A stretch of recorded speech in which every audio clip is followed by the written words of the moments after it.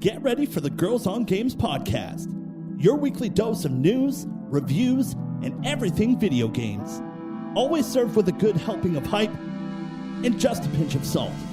And now, your host, Leah.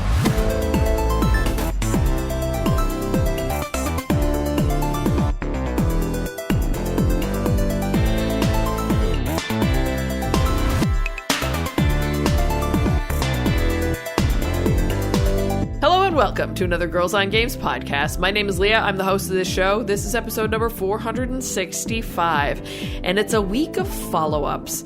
More on the Annapurna Interactive walkout. Nintendo sues Palworld Studio.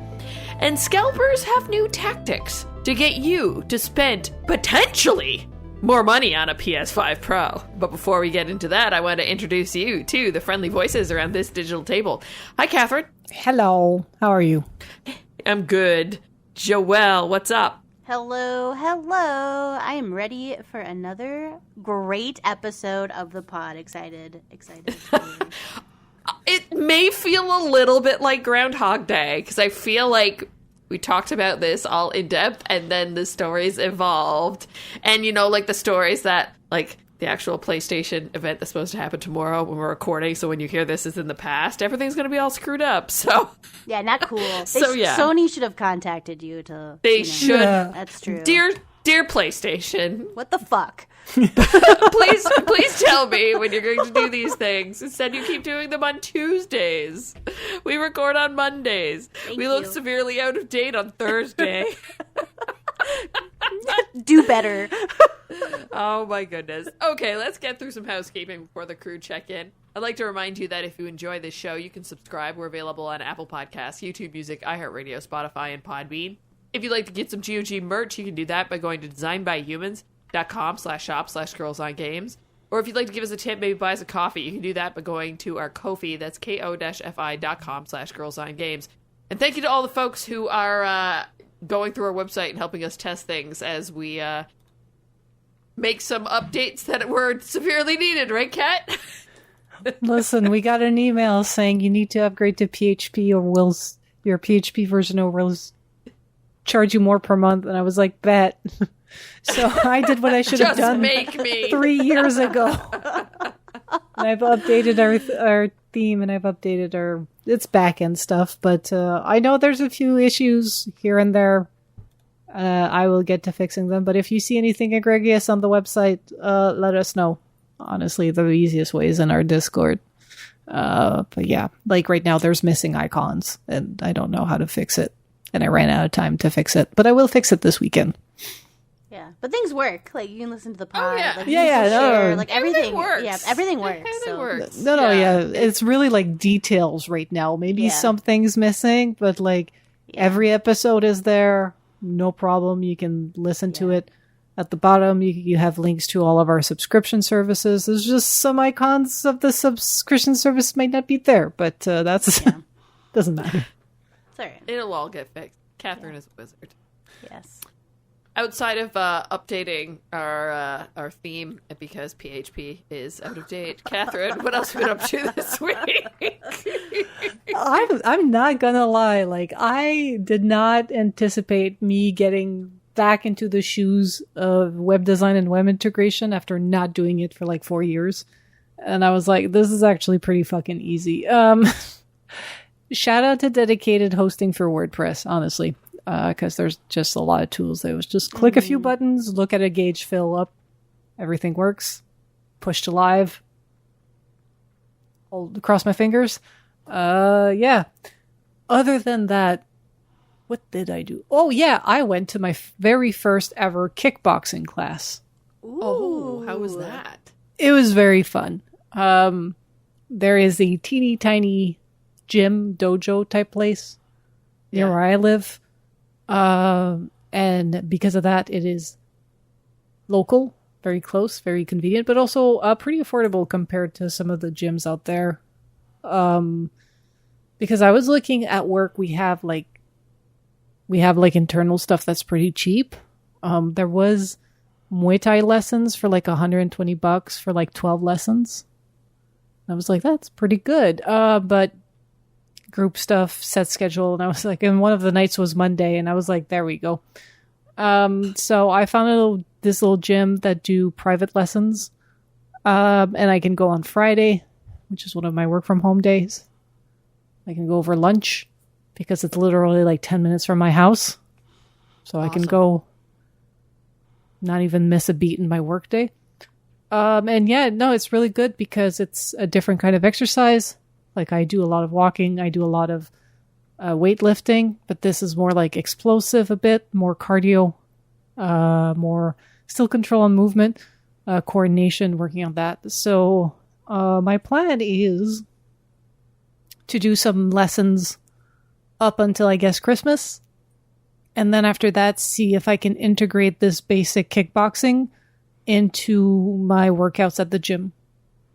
So basically I have to talk to somebody. Like, I don't know if cardio is better at the beginning or at the end of the workout, but basically I'll go do some warm up, do some lifting, and somewhere in there do like a 15 minutes of kickboxing. And then stretch and get the fuck out. So, nice. And yeah, and I went to see the kinesiologist, and I got the go ahead to start powerlifting again, except not a lot of weight. Still working on movements, but I went to the gym on Sunday and I deadlifted from the ground. It was the bar and like a set of 10-pound plates, like a total of 65 pounds. Like that's nothing, but it's like just doing that movement. Well, And I benched with nothing on the bar, just the 45-pound bar, but just I benched. I was like, this is great. I'm so happy I can do this again. So right now I'm just working on movement control and regaining my technique, and then I'll start adding a bit of weight here and there. Nice. And hopefully not refuck my back. Yeah. Going slow and steady is really the key. Yeah, because I think what like and I've said this 1,000 times, but like for me, I think what happened is I hurt myself not at the gym and I made it worse at the gym. So I have to look at my entire like lifestyle, health type thing. And definitely sitting all day at a computer is the main culprit into why or how I hurt my back. So yeah, definitely thinking about that more. And finding hobbies that are possibly not sitting down, or doing said hobbies standing up a bit more, or moving more, or taking more breaks. All the things. Because when I went to get evaluated by a kinesiologist on Tuesday, they were like, your technique is fine, your movement is fine. And they were like, it's really good. And they're just like, go very slow when you add weights. So that's what I'm doing. Good stuff. Yeah. And it's just Tuesday was a day, because that morning I went to my appointment. I showed up 15 minutes late because the blue line and part of the orange line and the metro was down. And I live on the blue line, and my appointment was on the blue line. And I was like, damn. So I ran all day. Like basically I ran there. They managed to get my full appointment in. They were very flexible. I was like, thank you. And I go to leave, and then there's no receptionist for me to pay my appointment. I'm just like, I sat there for like 5 minutes. At this point, I'm very late in my entire day because of this outage. And I'm just like, okay. So I left and I emailed them. I'm like, I'm sorry. Call me and I'll pay you over the phone, I guess. And they called me the next day and they were like, there was no receptionist yesterday. And I was just like, okay, why? At the same time, this is a clinic, like this is a school clinic within the university. So you get treated by students. Okay. So they're not very, it's not a private clinic where they're very strict about getting their money. It's very loosey-goosey. You can tell this is more about like the kids getting experience than them making money. And they called me the next day. I was like, yeah, just nobody there. You got a credit card? I was like, okay. Like, so awkward. Such a day. And only to come home and to see that my Teams and my inbox exploded because my employer decided we need to be on site 3 days a week. And globally. They're like, all 19,000 of you, we want you on site in the office Tuesdays and Thursdays and pick a third day amongst yourself. I was like, that is the dumbest shit I've heard. We all do that. Fucking day. 3 days a week. Tuesday, Wednesday, Thursday. We're also 3 days a week. It's just... Badge swipes. They count your badge swipes. Yeah. Yeah, for us, we're going to have to... They were talking about maybe a system so that if you need to skip a day, because, like, the imposed days means that because they're like, oh, you know, it's Tuesday, Thursday, and most people are going to do, like, Tuesday, Wednesday, Thursday, which, by the way, I was doing out of choice, right? Mm-hmm. This is not about me. This is about, like, just corporations taking terrible decisions because they can. Mm-hmm. Mm-hmm. We're going to have a system to basically mark why we didn't come in on a mandatory day. Because, like, my reaction was like, you didn't, like, so many places, whoops, sorry, hit my mic.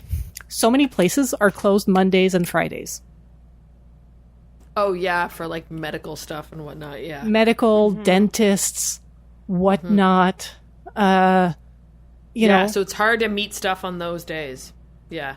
Exactly. I'm just like, there's no, like, it's physically impossible for even me, who's doing 3 days out of the week, out of a choice, and this was my schedule. Yeah. My chosen schedule. Even me, like, once a month, easy peasy, I was missing a Tuesday or a Wednesday. Yeah. And just, like, for good reasons. Like, I missed Tuesday because I went to my kinesiology appointment, which, again, is not just about me going to the gym. It's about rehabbing my back. Right. 2 weeks prior to that, I missed Wednesday because Pascal was getting dental surgery, and he was zonked out, so I had to get him to the appointment, from the appointment to the pharmacy to get his prescriptions, and then back home safely. So I missed a Wednesday. I missed a Wednesday for an appliance delivery. Because they have to be flexible. Yeah. It's just, it's just the reasons given by all these places about why they want to do it. It's just bullshit. Because the thing is, and this is very, like, this is very my personal experience, but, like, the problem is they do this and we're like, okay, whatever. It's corporate bullshit. We'll just do it. It's a job at the end of the day. I don't give a shit. It's just you have people within the company and very higher up saying, we want to go back to the Ubisoft of before the pandemic. And I'm like, please no. Because the Ubisoft before the pandemic is Serge Ascoët, who's currently being investigated by the French police because of the actions he took while he worked at Ubisoft. Yeah, they got to be careful about what they're saying there. I'm just like, nobody wants to go back to crunch. Nobody wants to go back to toxic management. Nobody wants to go back to sexual harassment. Are you fucking kidding me? Sound like American politics right now. We will not go back. Whoa. Oh. Whoa, yeah. So I have something days out from that election. Yeah. So it was not a good week because of that. Morale was really low. Yeah. I have to accept that many of my colleagues might quit to find fully remote jobs or jobs that are a bit more flexible about the in-office, which are getting more and more extremely rare. Yeah. Yep. Mm-hmm. And at the end of the day, it's just like, okay, maybe I work in a game studio. There's some creative stuff and, like, the cohesion. But in general, like, I'm seeing a lot of these offices announcing return to office. I'm just like, you're doing this and you're going to pay a lot of money to have people sit in the building that rent is really high and they're going to be on Excel all day. Mm-hmm. They can do that shit from home. Yeah. Like, there's, like, 50% of the jobs, I don't see why you would need a commute and do it on site. So many jobs that I feel like, you know, we have issues with cities being affordable, with city transit. Like, for us, they announced that they might close 3 trans lines. Like, some people might be... Yeah. Like, 3 train lines. There's the one to Hudson, the one to Mascouche, and I forget the third one. Really? Yes. With no REM lines to replace them. Oh my goodness. So that's a problem. That is a major problem. And it's not because, like, people weren't taking them. I think it's because they're trying to run the STM for profit. Anyway, I'm sorry. I have a lot of ranting today, but that was my Tuesday, and I was just like, y'all are just spinning around. And they're going to pat their backs. Like, shareholders are going to be happy, but then in the end, they're just going to have a mass exodus. Anyway, so anybody want to buy some land and we go off grid? Starting to sound really nice. Well, I know that you had a potential offer for selling you a PS5. Yes. Someone wanted to buy a PS5 Pro. Yes. So, at least if you decide to go off grid, you can put your potential PS5 with you and play all your backlog of games. Exactly. There you go. Exactly. Yeah, working my connection worked. Shout out. Shout out in the podcast. People resurface that we haven't heard from in a while. Joelle, what's up with you this week? Okay, so I got discounted tickets through work, like super cheap tickets to go to Sea Life in the Mall of America. Oh, yeah? And I had never been. I'm almost positive. I've lived here mostly my entire life, and as a kid, like, it was Camp Snoopy at the time. It wasn't Nickelodeon Universe. But when it was Camp Snoopy, we went, and I remember when they put the aquarium in, and I'd never gone. And so I thought, well, like, these tickets were stupid. They were so cheap. So I was like, well, why not? I'm so close, and I'm just going to go. So I went, and I think it was really cool. It was really cool because you get to see they have one big aquarium, and then you walk through like a tunnel, so you get to see the bottom of all the fish because they like swim over you, and you're really like up close and personal, like with all the sea life. And then they have a stingray feeding area, so you can feed little mini stingrays, and then they have a sea anemone petting pond, so you can pet the starfish and the sea anemones. So that was cool. I think that if you made like a special trip to go to the Mall of America, it's a cool thing to see because they had a lot of fish in the aquarium. There was a lot of sharks. They had big turtles. They had a lot of stingrays and lots of different kinds of sharks and tropical fish and freshwater fish. Like, they had some Amazon River fish that were very frightening. I never want to now go into the Amazon River teeth ever because, oh my gosh! And the fish were huge. Like, I thought sturgeon. We get sturgeon up here that get pretty big. I mean, these things are prehistoric. They're so big. I was like, no, thank you. I don't want to go into the Amazon. So that was neat because you get to see a lot of the different types that they have. And if you buy a pass, if you get a ticket, it's good all day. So, like, if you had kids and they were maybe not having it as much, or you can kind of time out when you go. Like, you don't have to just go and leave and that was your shot. You can go back. So I think, like, if you're making a big trip to come out and to look at it, that'd be great. I don't know if I would make a special trip, like, just for the aquarium necessarily, because I found it a little short. The experience wasn't as long as I would Yeah, I'm looking on the map. There's like big stores that are bigger than the Mall of America Sea Life. Yeah, it is cool though. Like, it's cool. Like, if you're there and you like that kind of adventure, like looking at fish, kind of getting up close and personal. The sharks, as they swam over you, you could see like all their teeth, which was as close to a shark as I think I want to be. So that was fun. And then, because I was at the Mall of America and it was the day after the new iPhone came out, I got a new phone. Oh, good for you. You got the 16? I did. I got the 16 Plus. And the big one. Yeah, I like big phones, and I cannot lie. I like big phones, and I cannot lie. The other ones can't deny. Yep. When a girl phone walks walks in with a lot of screen. And I don't know. I need to sit down and write that if I'm going to do it properly. Yeah, it doesn't fit in any pockets, but I can read off. I don't know. I like the bigger screen, and so yep, I got a 16. My carrier, I have Verizon. They did like they had a deal. It was a stupid good deal on upgrading. I'm gonna pay like ultimately. I had to pay tax, and then they're gonna bump up my bill. I went up in storage, so it was a little bit more expensive, but they're gonna bump up my bill $5, and that's it for 3 years. And so what I was gonna do is I was just gonna see if I could just pay off like it's $180. So I was thinking if I could just pay off what I owed on the phone.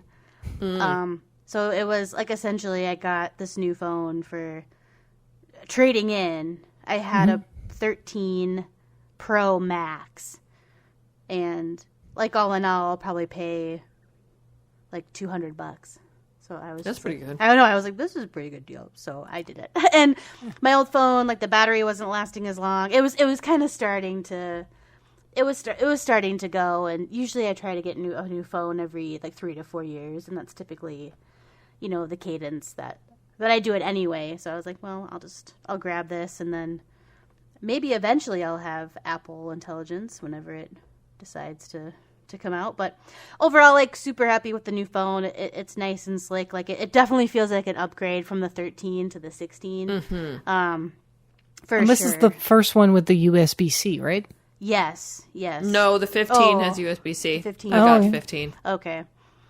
Yeah, so then I had to change all my cords now because the only thing left on the lightning cable is the iPad, which I don't use that much. But now I'm like, I had to like change the cord in my car to connect to my phone, and so I had to do all this stuff. And I didn't buy an Apple case because I was cheap, and I just bought a case off Amazon for like $15. Like it's a silicone one. That's what I do. And I think $100 for a case? Crazy. Yeah. The thing though with the 16 is now they have the camera button.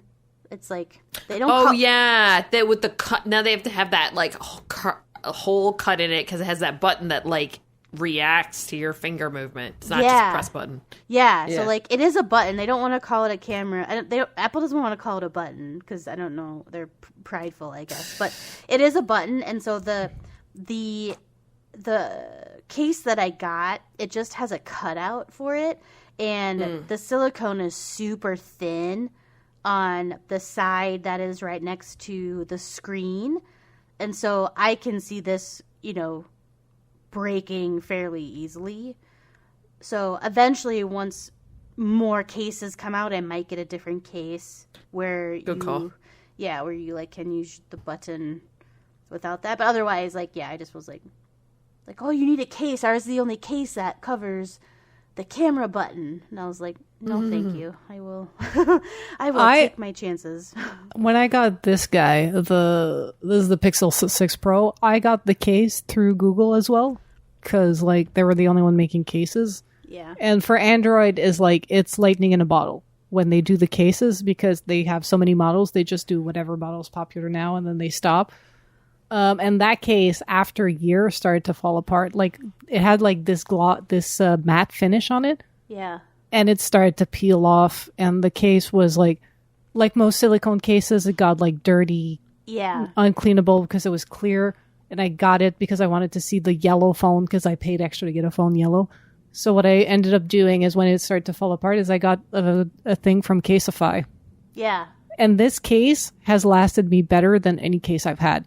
Caseify is great. Yeah, the design on the back, like you can see some of the fruits that had like the line of the black here started to peel off, and that's falling off. But like whatever, because like the rest of it is solid. I've dropped this thing like 10 times since I've got this case, and it's like non-sponsored because I know Caseify is like a bit of a tend to sponsor people. I was just like actually pleasant. I did this just because I wanted a cute case that showed the color of my phone, and I was pleasantly surprised with the quality of this. Yeah, Caseify is. I've had the one thing about Caseify that I didn't like is that the decals came off, and I don't know if it's That's what's happening to me a bit, yes. Yeah, because like I don't know, because when I like work out, I usually have my phone in my pocket and my leggings, and so I don't know like if the heat, like from my skin, or like I kind of take my phone everywhere. I take it biking and like all that stuff. So I went through 2 Casetify cases, but I think that's fair based on how I treated it. I still think an OtterBox. They're the best. I think they're so ugly. They are ugly. They are. That's true. They're so ugly. I bought a casemate, and like it's starting to have some wear and tear and stuff. It's also friggin' dirty now that I look at it. But I like having like a flashy case, right? Yeah, yeah. But I bought this one on Amazon. I think it was maybe $30. But yeah, the OtterBoxes are just like. I'm not a construction worker. I don't need something that is like looks like that. Do you know what I mean? Like I do. But what's the company by the dude that does Unbox Therapy? He started a company to make like very sleek and very thin cases. Oh, I didn't know that. I didn't know that either. It's not D-Brands, is it? No, D-Brands are skins. They're not, well, they weren't doing cases. They might be doing cases now. I think they are doing cases. What is his name? Lewis? Later case? Unboxed. Yeah, I'm on his website, but he doesn't have it. I know at one point he announced it. Okay. I think it's later case. And it's super thin case by Unbox Therapy guy. Great Google. Later case is what comes up right away. Yeah, it's later case. Yeah. That's cool. I was actually looking at this. This came up for me the other day when I was looking at cases. Because, you know, the Amazon one is just, to me, I'm like, I'll keep this until it breaks, until I find one that I really like, and then I'll spend a little coin on it. But I didn't want to jump the gun, especially because this is also new. Ooh, but I like their AirPods Pro case. Yeah, they have the iPhone 16 Pro Max case on pre-order for $59 USD. Yeah, they're $55 USD for the 15. But I'm still not feeling the colors. I'm picky, though. It's very simple. Like it is very simple. It's not about the flashiness or the color. It's really just about them having like something that is incredibly thin and works and is very subtle. Durable. Mm-hmm. Yeah, durable and subtle. Like for a lot of people, it's just about having a nice case that works and not having something bulky like the OtterBox. So they don't have a lot of choice in terms of color and whatnot. Yeah. Yeah, I might go with another Casetify because I guess like I figured I think for the one I paid, I've just gone through a few of them because for me the decals do kind of wear off, and then the other ones like it totally broke. But I do. Like you can get them naked though. I went with like some fruits to make it that's nice. True. Yeah, I figure by the time I need to change this case, the phone might need to be changed. Yeah. Yeah, I mean, they're not bad cases. I've just gone through a few of them. No, it's just for me, it felt like a gimmick when I saw them, and then I got one, and I was like, shit. Like, yes, the decal wear off, and like the print is whatever, but the actual case, is good. Yeah, I was like, this is the best case I've had so far compared to all the shitty ones I got from Amazon. Usually, like you do, Joel, like a temporary one, just get one fast for $10. Yeah. And then shop around for better cases. Mm-hmm. Yeah, especially at the beginning of the release of a device, too, right? Because there's not usually much out there. No. But, so I treated myself, got a new phone, and then... Nice. Friends are in the process of moving, and so we helped them do round 1 of moving. There will be many rounds of moving. So like my friend, she has a great green thumb and she loves little critters. And so we had to move all of her plants, which filled up 2 cars full of plants. She had a lot of plants. And then she has like some frogs and a gecko and snakes. And so she's got we had to move like all those cages and everything. So we just kind of had to get everything. It was a lot to kind of get everyone moved. And, of course, with animals, you kind of want to do them all at one time. You know, you only want to move them, like, once so they don't freak out and fish and all that stuff. So we helped do all that on Sunday, and I got friend points for doing that. Nice. So you're a good friend. Yeah. Yeah. I like helping people move because moving's a pain in the butt. So It is a pain in the butt. It is. Yeah, I had a very full week with work and then was too exhausted to really do much else. And worked again the weekend. So I'm really looking forward to Thursday and Friday off, where I'm going to be playing Zelda. What is it? Echoes of Wisdom. hell yeah. But then yesterday, being the 22nd of September in Toronto, it's still warm outside, and our air conditioning died. The capacitor blew or something. Boo. So Mike and I slept in 80-degree weather, aka 26 degrees Celsius. We were melting. The poor dog. I felt for him. But they came and fixed it right before the podcast. So I'm like, whee, air conditioning. So finally I'm cool again. But man, it's frustrating when it's humid too. Because it was really humid. Because we're going into like a lot of rain. And we had a lot of rain yesterday too. So in the evening. But yeah. That's all that's going on with me. I'm going to have a lot more to talk about since I have a 5-day weekend coming up. Which I'm pretty stoked about. Because we're doing... I have those 2 days off, and then Monday is Truth and Reconciliation Day, which is a holiday that Belle observes. So, yeah. Podcast and community fantasy critic leagues. A bit of movement over the past week. On the podcast side, ranking is still me, then Joelle, then Kat. Frostpunk 2 released, which was on my group, so 86 critic points means 16 points for me. The Plucky Squire came out, and that was on Joelle's list. 83, so she got 13 points on that. Take it. As we jump, and we're done. Everybody's got a full roster here, so there's no real history to go look at. Over on the... Community League, as I scroll to the top, because I had scrolled to the bottom as I had read through this. The current rankings is Pat in first, Darth in second, Ross in third, Albin in fourth, Offshore Meteor in fifth, Jessica Starr in sixth, Stainsby Kingsby in seventh, me in eighth, Zhang Pao in ninth, and Phoenix in 10th. There's definitely been some moving and shaking over here. When it came to games, new releases, and who had them, because there was 4, I'm gonna say 3 asterisks that kind of that made noise this past week. Satisfactory for Albang. It came out full release finally at 91 critic, so he got 22 points out of that.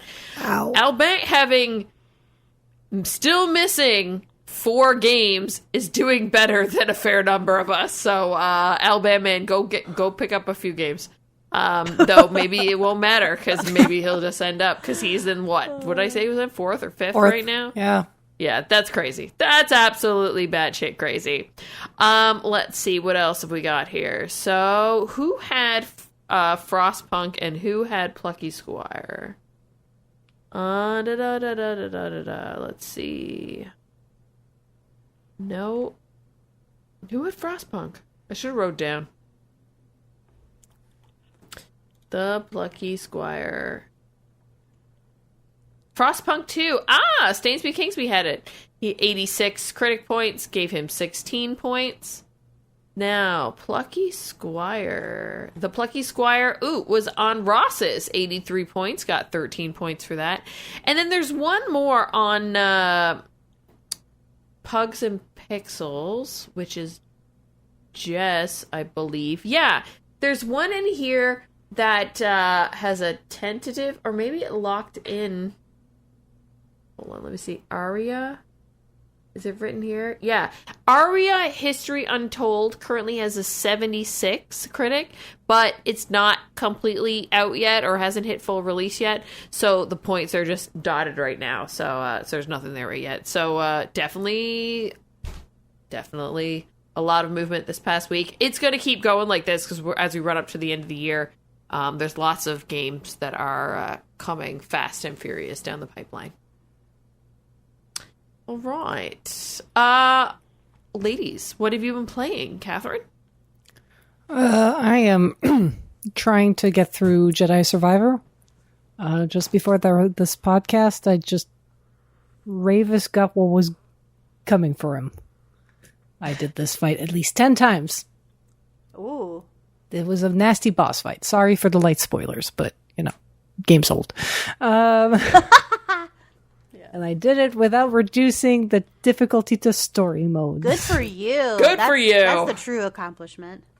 I'm still on Jedi Padawan setting, I'm not gonna lie. Hey. But, which is just a step above. But, yeah, I managed to... At one point I realized if you've put enough points in the force pull or push, you can interrupt heavy attacks.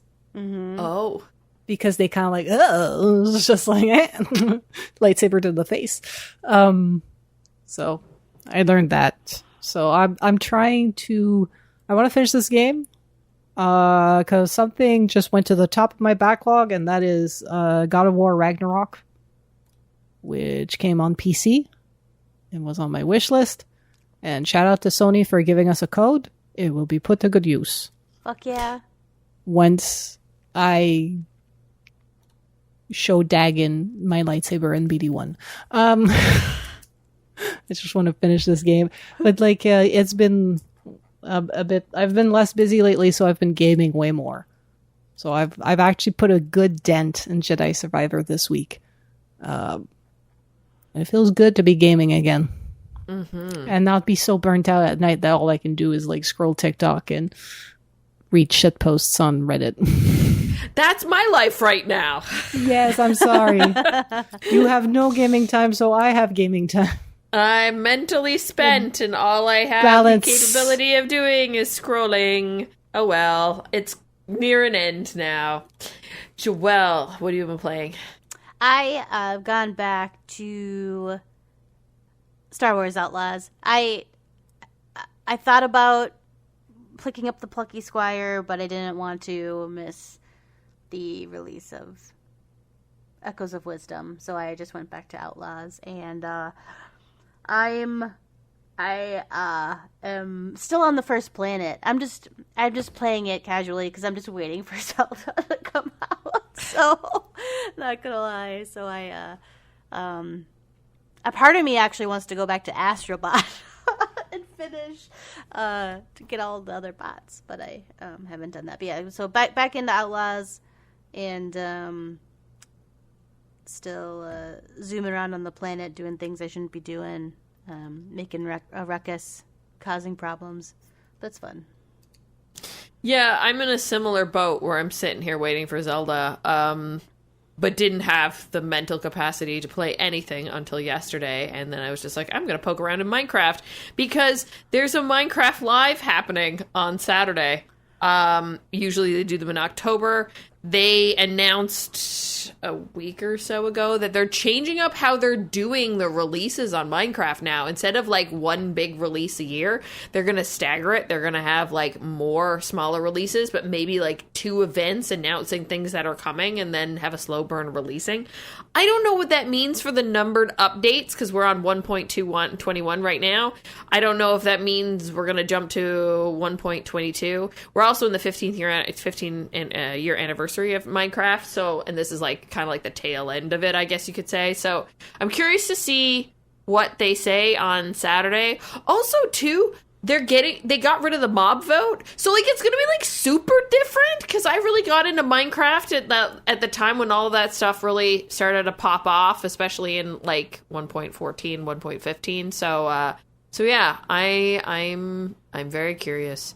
So yeah, I've been poking around in Minecraft with intentions to play Zelda on Thursday. So Joelle, I will message you on Thursday and say, hey, how's it going? Yay!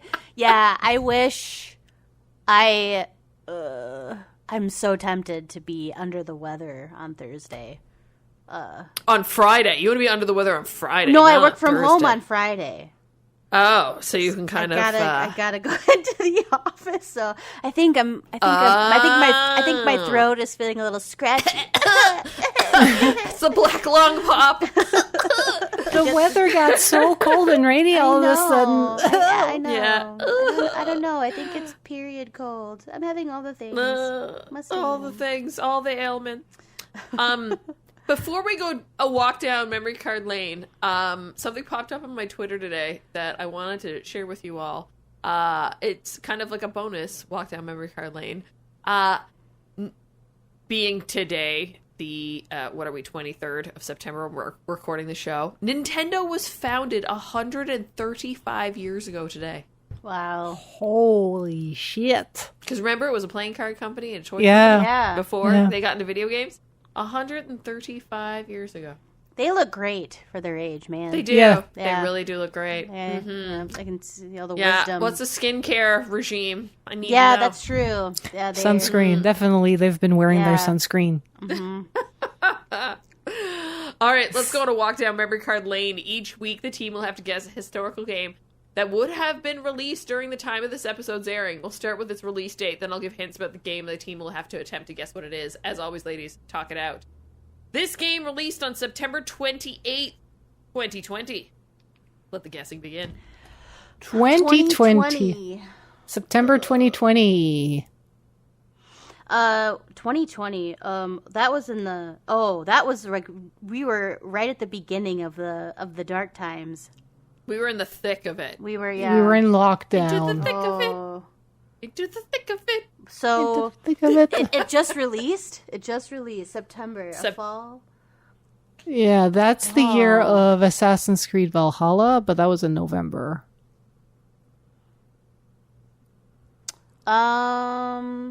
What? Well, we don't know what it is, but I wonder. I mean, I'm ready for the next hint, but Yeah. okay. It originally released on PC, PS4, iOS, and Android. It came to PS5 in 2021. Oh, so I don't know. On PS4. And mobile. And mobile.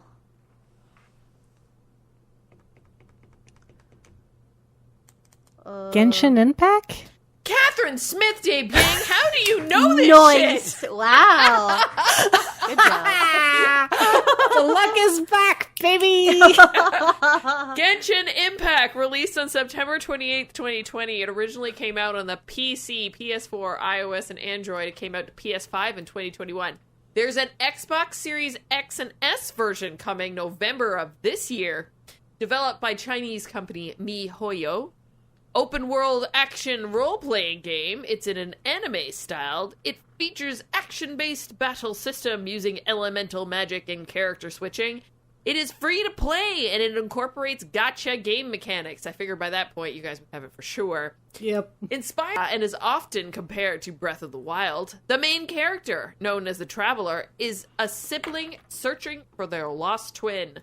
The game has had a few controversies, including ones that deal with security concerns, allegations of censorship, and representation and diversity concerns. It became one of the most successful mobile games of all time, earning over $1 billion within 6 months of its release through in-game purchases. Wow.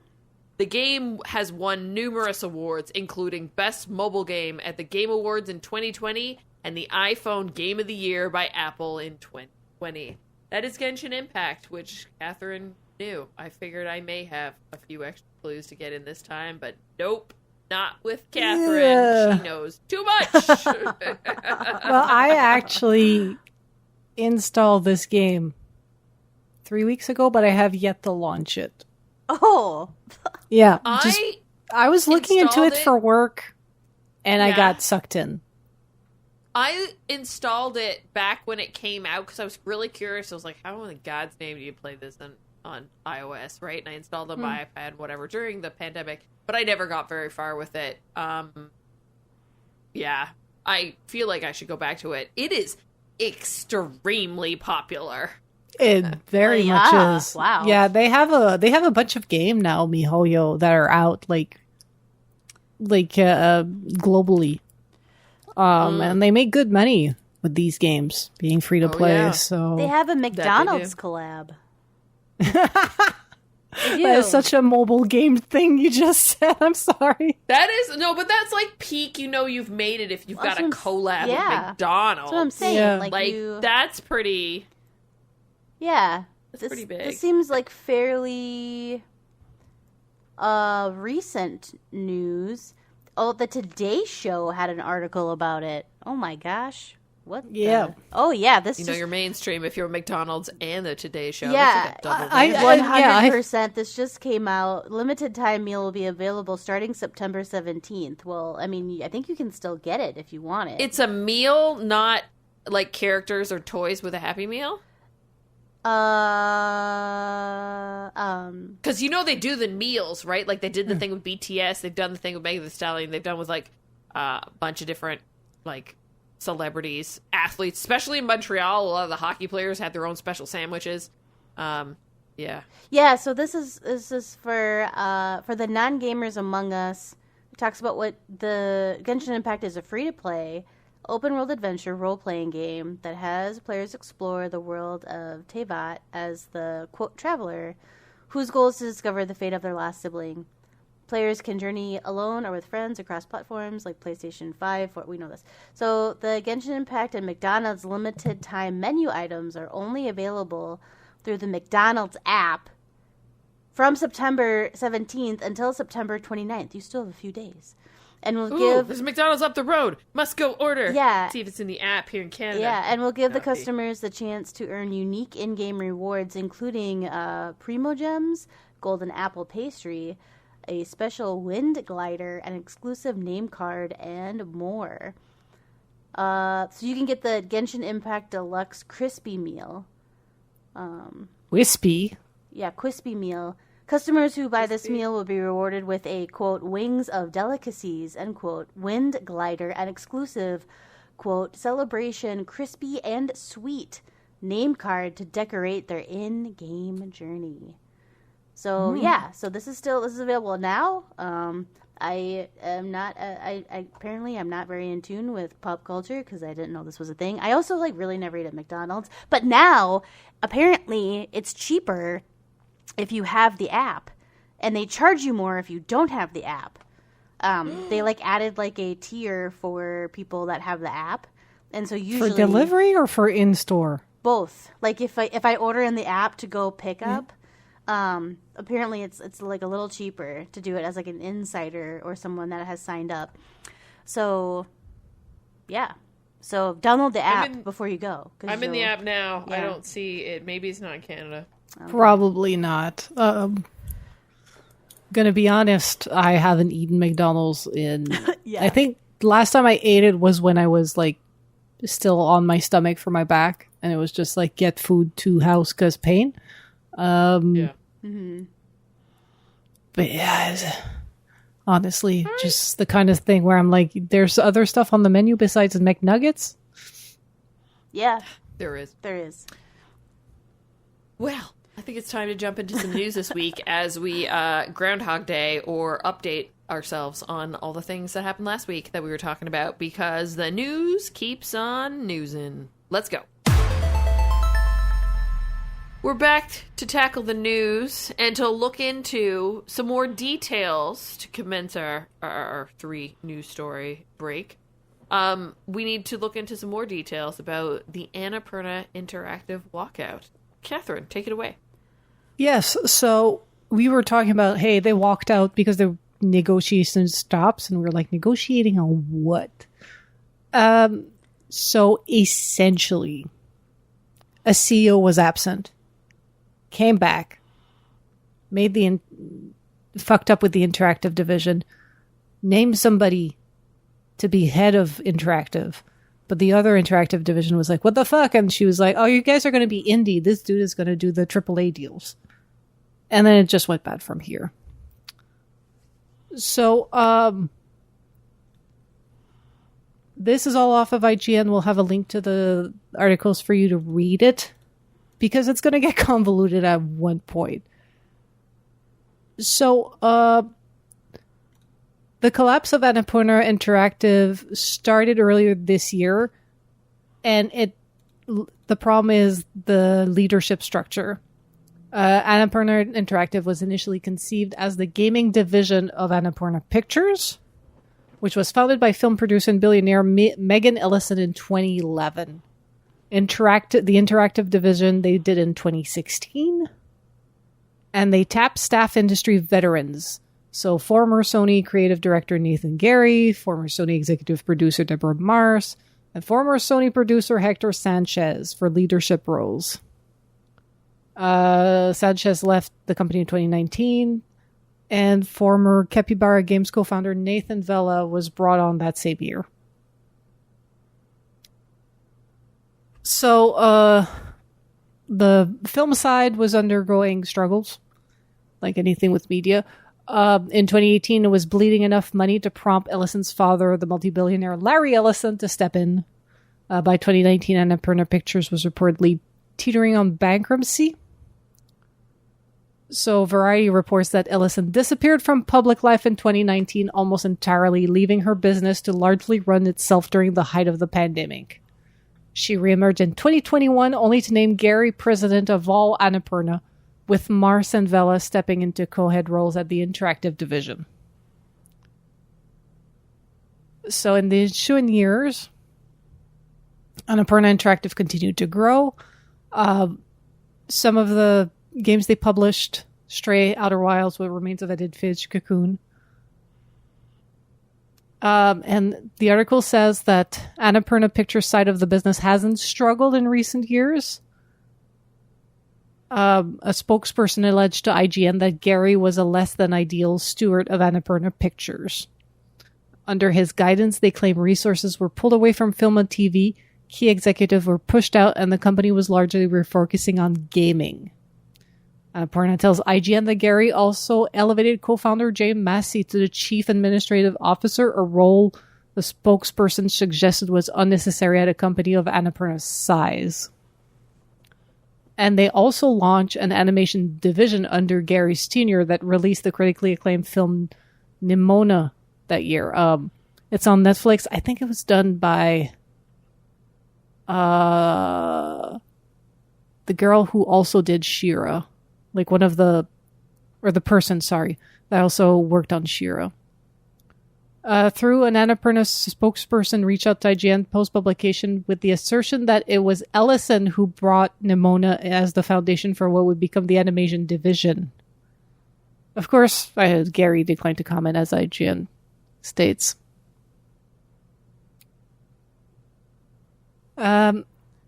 IGN understands that opinions of Ellison within Annapurna Interactive prior to 2024 varied from indifference to latent mistrust given previous reports on her behaviors towards employees. Anonymous sources spoke to all cited a strong fear of reprisal from Ellison in particular, given her resources, history, and reach. So this is the kind of vibes we're going with. So now we go into the thick of it. Started 2024. Work at Annapurna Interactive was business as usual until employees were suddenly informed mid-month that James Massey had been unexpectedly let go. That was in March of 2004. 2024. Mm-hmm. He was made redundant because Ellison had chosen to step back in at the company and oversee Annapurna. That was this year, right? Yes. Okay.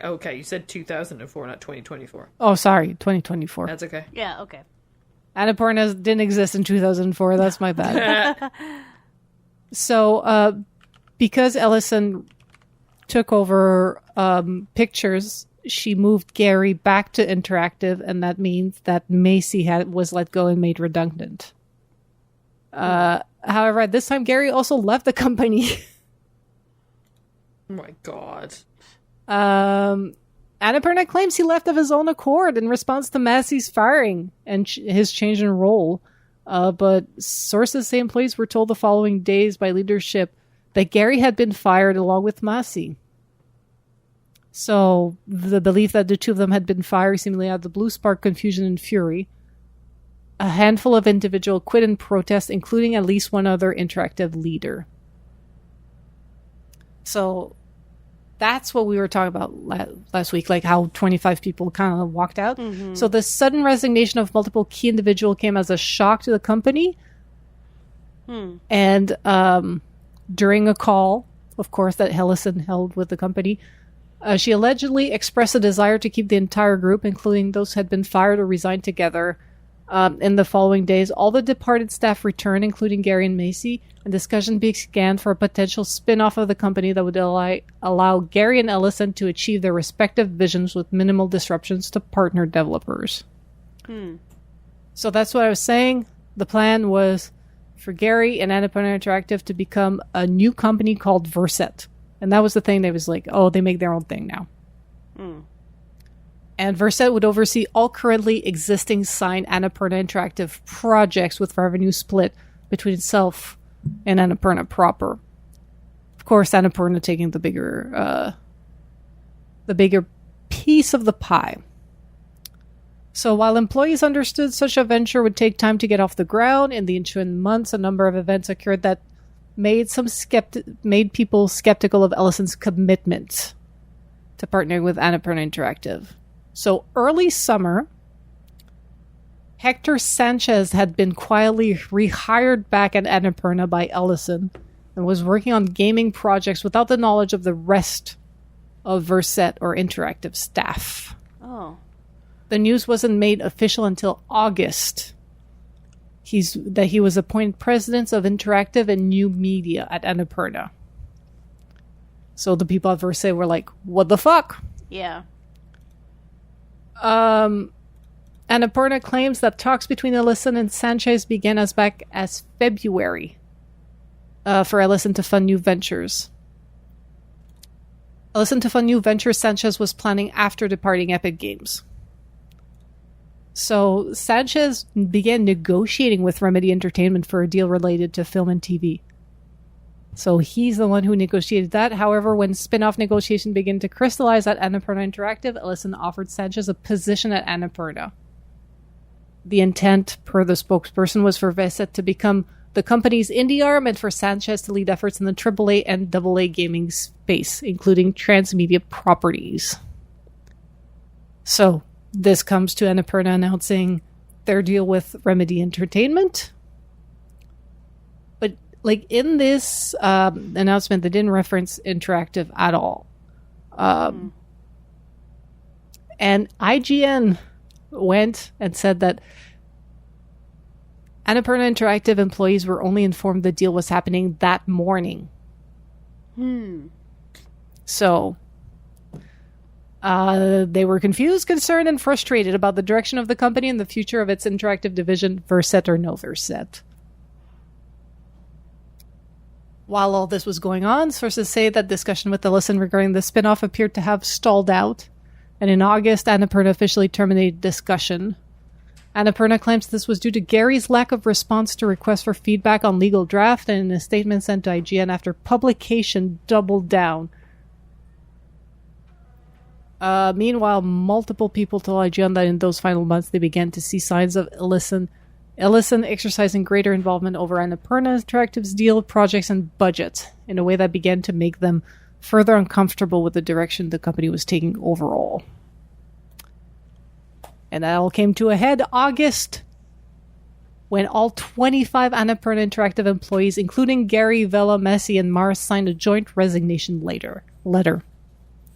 The group gave 2 weeks' notice and departed the company together on September 6th, leaving Ellison Sanchez and newly hired Chief Strategy Officer Paul Doyle working on a semblance of Annapurna's gaming efforts.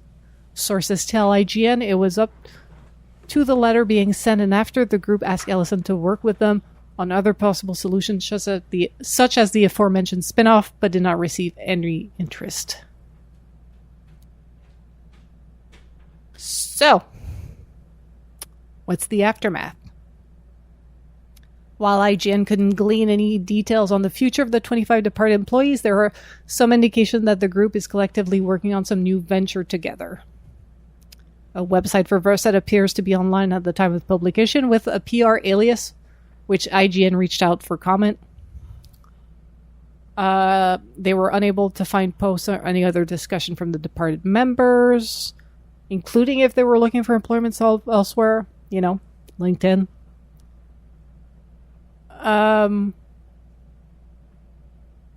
Whatever their future plans, IGN understand that the group did not have a ready-made venture waiting when they left, as some have speculated. If they build anything, it would be largely from scratch. Meanwhile, Annapurna itself, efforts are underway to right the ship. Multiple developers the journalist spoke to expressed a mixture of frustration and confusion at the sudden departure, but several told me they felt confident in Sanchez's ability to honor existing obligation. Several individuals with projects at different stages of development told IGN about meetings they'd had with Sanchez in the wake of the event that they reported had reassured them. So they're going to backfill the role. They want to honor the current deal. So the unusual situation appears to have impacted a few specific projects in unique ways. On August 30th, IM8-Bit shared an announcement that upcoming PlayStation 5 physical edition of Outer Wilds Archaeologic Edition had suffered from a manufacturing error and did not include the Echoes of the Eye expansion as expected. Annapurna Interactive at the time said it would continue to investigate, while IM8-Bit offered either digital DLC voucher to impacted customers or a replacement corrected physical copy. Annapurna said the issue was unrelated to the resignation. And then there's Blade Runner. Last summer, Annapurna Interactive announced it would be developing its first in-house game based on the Blade Runner franchise titled Blade Runner 2033 Labyrinth.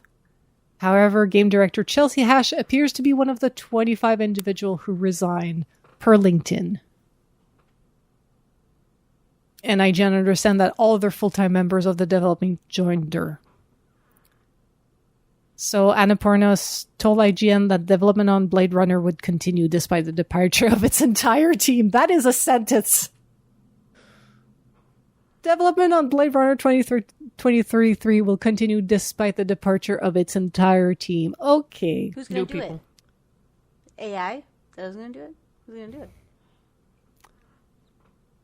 I mean, of course they have all the work that people did, you know. Well, yeah. But, I mean, they need to hire people and get them up to speed and get them running in the amount of, it's obviously going to delay things or a lot. Screw with their timelines. Yeah. But yeah, it's not easy to get people to join like midway through a project. Like as somebody who it also has to be complicated too to like get somebody to join in after they heard this full story. Yeah. Yeah. Yeah. Do you want to work there? Yeah. So an Annapurna spokesperson shared this statement about Blade Runner. The whole situation is a baffler, but now we're focused on moving forward. We've had really great conversation with an overwhelming majority of our existing development teams and are grateful for their partnership. And our inbox is if our inbox is any indication, a ton of developers continue to want to be a part of what we're building, and we look forward to seeing their pitches. We've also had an influx of quality job applicants and are excited to build a team passionate about our mission to tell original stories that aren't being told elsewhere. P.S. We're hiring. Like cheeky. That's the other thing too. There's so many people looking for work right now. Yeah. That it may be potentially a little bit easier to find some folks. But that's crazy. Yeah. Yeah. So just to close off this wonderful article by Rebecca Valentine, Annapurna had splintered into two groups, both of which are now working to pick up the pieces. And a tiny leadership team is struggling to ensure that around 40 projects have the support they need, while the company's partners have been left at various stages of development at uncertainty as to what comes next. So that is the story. So basically the TLDR, if you've made it this far in the episode, hey, shout out. And I didn't even read the entire IGN articles. Like I skipped a bunch of details. I skipped a bunch of paragraphs. I've skipped a bunch of quotes. Go read the article. We'll have a link to it, or you can probably find it quickly if you Google IGN Annapurna. Absent CEO, company falling apart, comes back. Somehow the company rights itself, comes back, fucks shit up. Basically, all leadership tomfoolery. Mm-hmm. And in the end, Annapurna is not that big of a company, so these types of ripple effects are felt much more quickly. And it'll affect the bottom line, it'll affect the people trying to do the job, and it'll affect also the developers they partnered with quite easily. So that's the full story. The entire story. Wow, after not knowing anything last week, that's a lot. That's a lot, yeah. It's like definitely, like the entire article is a good 10-minute read, I'm going to say. Yeah. Like between 5 and 10. Like it was, it's like even more if you click on some of the links. It's definitely more than 5 minutes for sure. It's pretty in depth and just keeping track of it because there's so many moving pieces when it comes to like the leadership and how they jumped around and how things moved around and then the redundancies they made and then the sneaky thing where they were like, okay, you can go and do that thing, but you're only going to get a smidgen of what we're actually going to work on and all the big, high ticket items we're going to do on our own and oh, by the way, now we're not going to let you do the spin-off or just ignore you. It's just weird. It's weird. Yeah, basically she blamed the other guy which legal stuff takes a while, but at the same time it's like, well, is she just saying that to blame the other partner, like the other side of it? I don't know. Or was the partner still struggling with the fact that he got moved like that? And he's just it's weird. At the same time, Sanchez coming in and brokering this deal apparently quicker. I don't know if it's because he was at Epic Games and, with Fortnite, he was used to it, or if it's just relationships, maybe. The relationships he already had. I don't know. Yeah. It feels really weird. This Ellison person is sus. Yep. Not to say the least. I think Annapurna was successful despite her, not because of her, it sounds like. Mm-hmm. Yeah. So, quite Craziness. The story. Yes. Another crazy story. We kind of thought this was going to happen a long time ago because, when everybody was talking about Palworld, everybody's like, it's Pokemon with guns. It's Asterix. It's way more than that. Yeah. But that's how it was spun. And then all of us were baffled. Why is Nintendo not doing anything or saying anything about it? Well, I don't know if they were just biding their time or what, but Nintendo is suing Palworld Studio now for what is it? It's patent infringement or something like that? Multiple It's not like IP. It's not IP, it's patents. Yeah, multiple patent rights, infringing on multiple patent rights. So Pocketpair is the name of the studio, Palworld.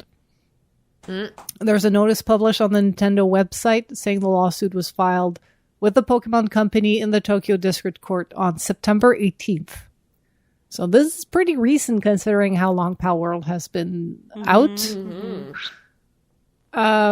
The details are scarce for now, but it says an injunction against infringement and compensation for damages on the grounds that Palworld, a game developed and released by the defendant, infringes multiple patent rights. Nintendo will continue to take necessary actions against any infringement of its intellectual property rights, including the Nintendo brand itself, to protect the intellectual properties that it has worked hard to establish over the years. This Game Industry .biz article says that they talked to legal experts in January about the controversy, and those experts said that what they could learn from the Pokemon versus Palworld debate and how such disputes are usually resolved. And at the time, Richard Hogue told Game Industry, just because Nintendo doesn't move against something doesn't mean it's not infringing. If they do, it doesn't automatically make them right.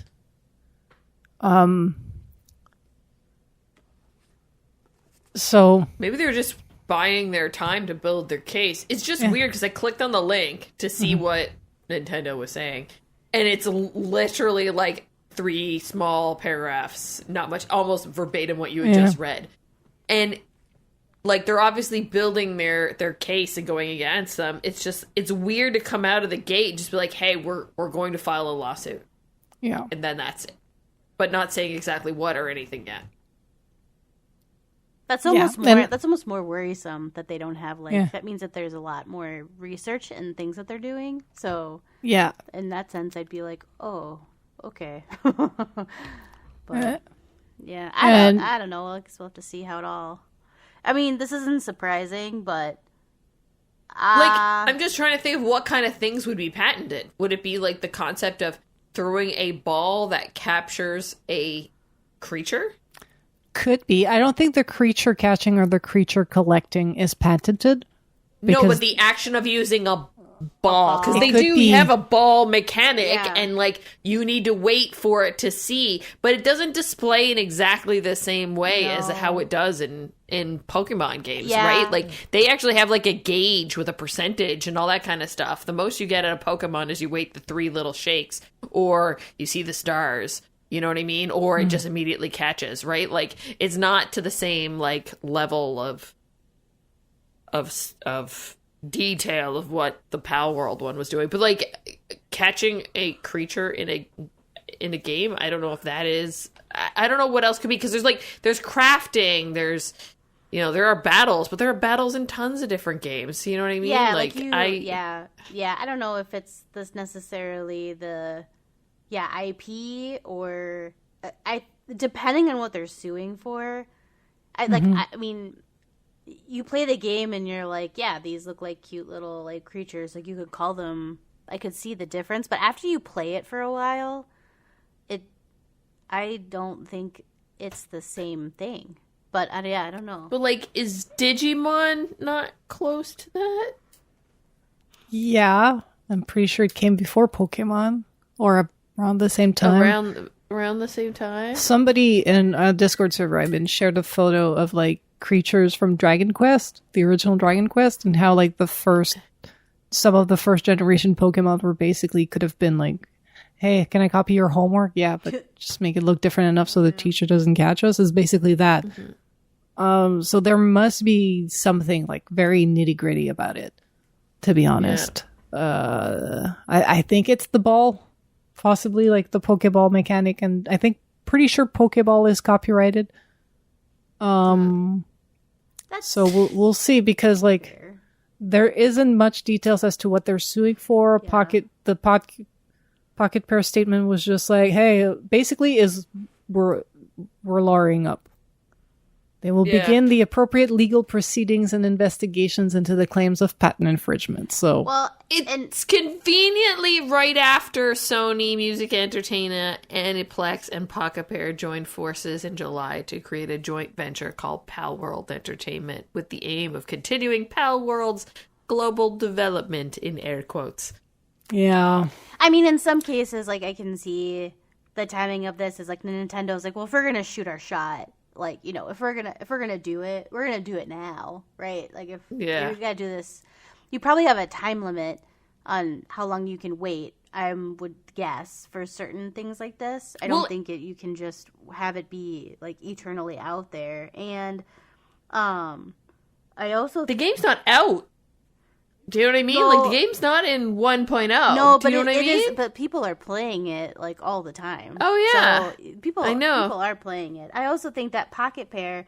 Okay, like if you have this idea, and I know that they were a small group, right? It's their debut game, but I guess I also feel like you would. I don't know. I hope that someone on the team, as they were designing this and understanding that the whole premise of this is basically Pokemon with guns, I would hope that someone would look up a baseline knowledge of copyright infringement or IP rights, just to see, how far could they go. So I hope they had the forethought to take a quick peek at some of those things. So we'll see what happens. Yeah.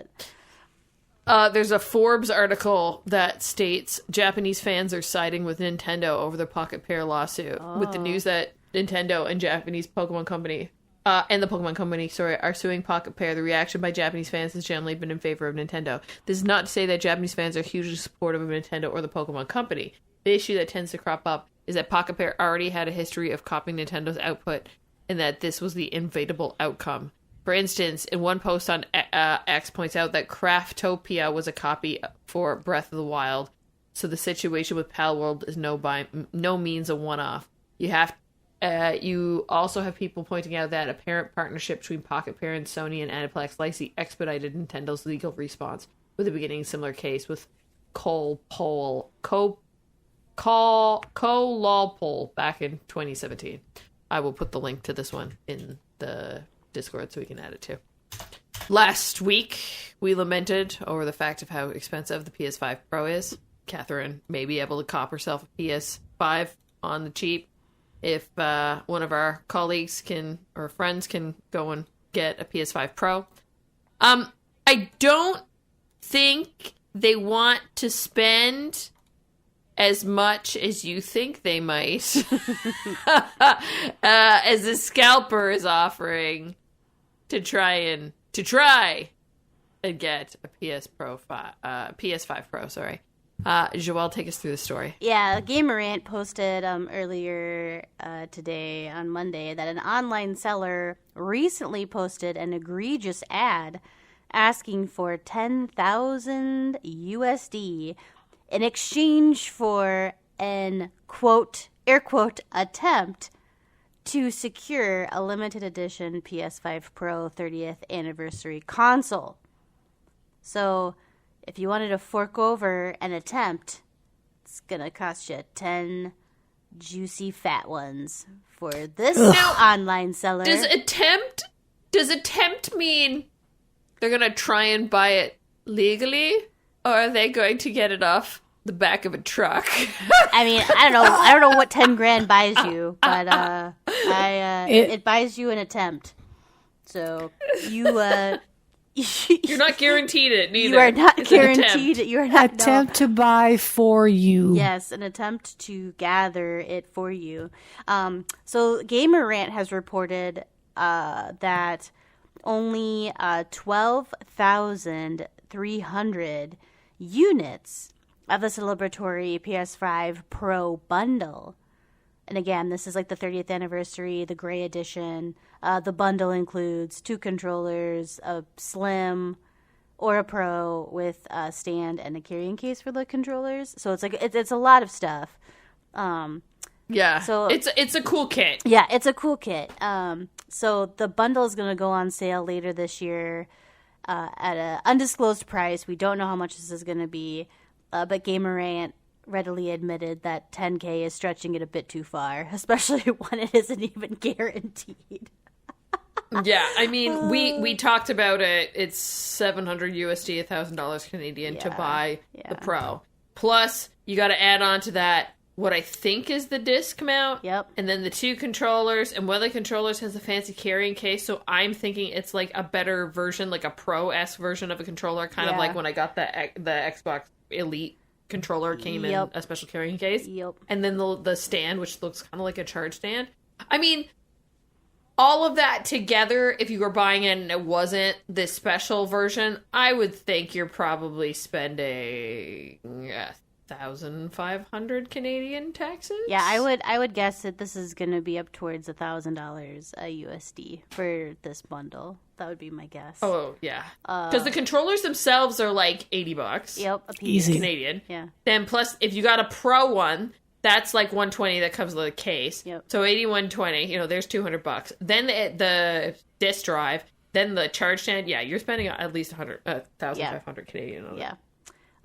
So. Yep, and then I this is something a little nuanced that I didn't quite hear about yet. Might need to report back on it, but yeah, as Leah just mentioned, we had quite the conversation about the price tag of this when it came out. And some people are still questioning whether the upgrade performance of the Pro is even worth it, especially after reports of big games like GTA 6 potentially foregoing a 60 FPS mode on the PS5 Pro. Because I've heard from some commentators and popular gaming talking heads is that they're going to buy the Pro for GTA 6. Like, that's the whole point of upgrading is for this game. But now this game might be throwing out some of those performance modes, which why would you then buy the console for that? So, it's interesting. So be wise, consumers out there. Let's see here. I think that the bundle is going to be, it's a limited run that's going to be available to start ordering on September 26th. So if you're listening to this on the Thursday it releases, you are going to able to pre-order it. So that's when we're going to know how much it's going to cost.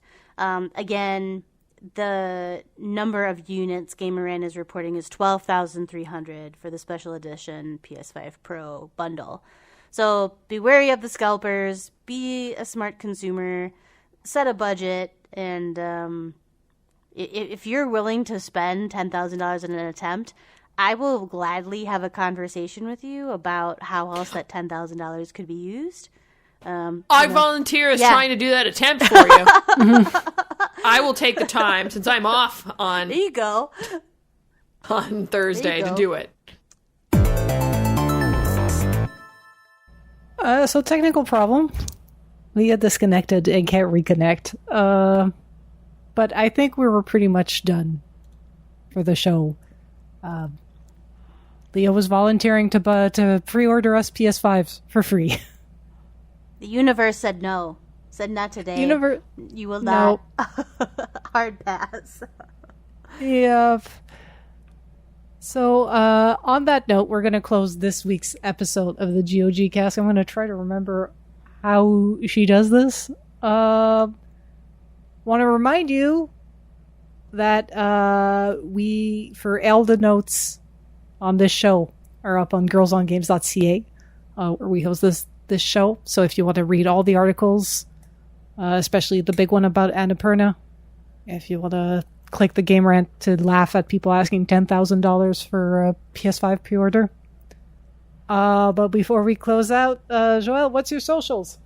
People can find me on Instagram at JoelleLauren87 and on X at gamer_comfy, but always hanging out on the Girls on Games Discord, which is linked on the website, and the link works. So if you want to come and say hi, you should just go to the website and click on the Discord and come and say hi.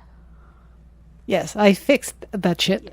Yeah. If you want to follow me, I'm CSDSBINS on Threads, Blue Sky, Instagram, all the places. I also mostly hang out on the Girls on Games Discord. If you want to follow Leah, she is Leah Jewer on most social media networks. If you want to follow Girls on Games, we're the Girls on Games on X and Facebook. We're Girls on Games on Instagram and Thread, and I think TikTok as well. If you want to join our Discord, that's discord.me/girlsongames. And of course, everything you ever need to know, it's all linked on girlsongames.ca, and let me know if you see any funky things with the website in case I did not do my updates right. And on that note, happy gaming, and we'll be back next week. Bye! Bye!